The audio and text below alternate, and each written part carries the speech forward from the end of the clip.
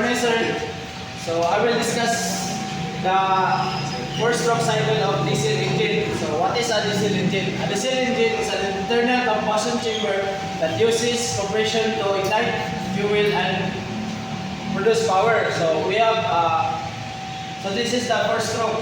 We have intake, compression, power, and exhaust. The first intake, purpose of intake to vacuum air. So the function is the intake valve will open together with the piston.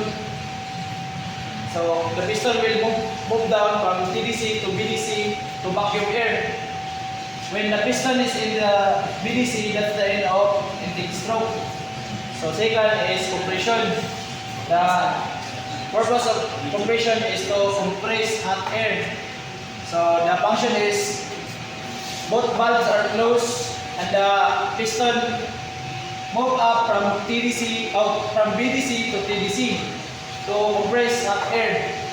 When the piston is in the TDC, that's the end of compression stroke. So third is power.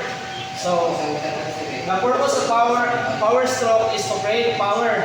So the function is both valves are closed and the fuel injector will spray atomized diesel fuel to ignite and explode. So the piston will absorb the power. So the piston will move down from TDC to BDC. When the piston is in the BDC, that's the end of the power stroke. So we have fourth, exhaust. Exhaust, the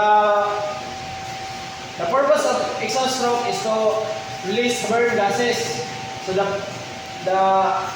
function of exhaust stroke, the exhaust valve will open, then the piston from BDC move up to TDC to release burn gases. That's all.